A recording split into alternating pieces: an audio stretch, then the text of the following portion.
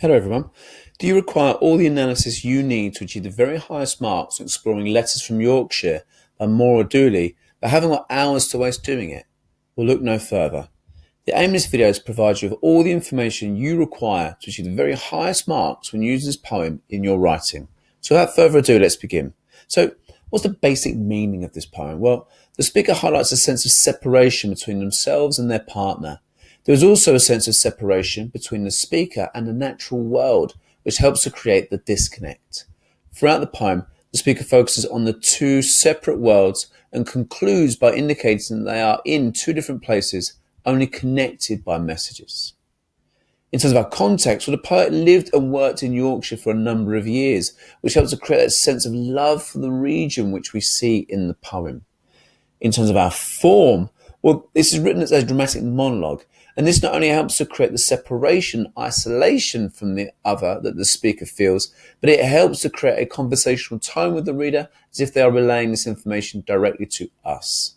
The use of the winter season, like Hardy's poem, is an example of prophetic fallacy, which represents the cold and even dead relationship outlined in the poem. The title, rather than using the name of the other person, simply uses the noun Yorkshire, which, whilst hinting at the love the speaker has for the location, does also hint at the disconnect with the other member of the relationship. Structurally, well, the use of enjambment helps to create a more natural conversational tone, which helps to create the voice of the speaker. The enjambment also creates further emphasis on lexis, such as you, to stress the fact that the other person in the relationship is the active member of it. Therefore, they are the one that keeps contact alive. Including the rhetorical question on line 9 demonstrates the speaker is reflecting on not only their life, but the relationship in general. They feel disconnected from the natural world too here.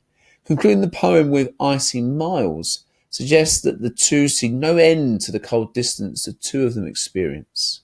Then finally, if we think about the language in this poem, well, it's not romance, simply how things are. Well, the blunt nature of this simple sentence indicates the blunt reality of their relationship.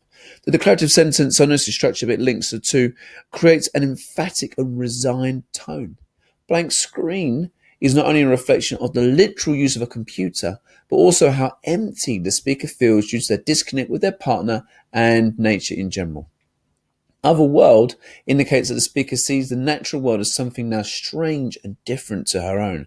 By placing a partner firmly within that in this poem, the message is the same for their relationship. And then finally, our souls. So the use of the collective pronoun creates a sense of two being connected, with the noun souls suggesting a deeper level of that connection despite their disconnect. So thank you. There's a wonderful variety of analysis and ideas to be using in your work. Now use it in your work. So thank you and good luck with your revision.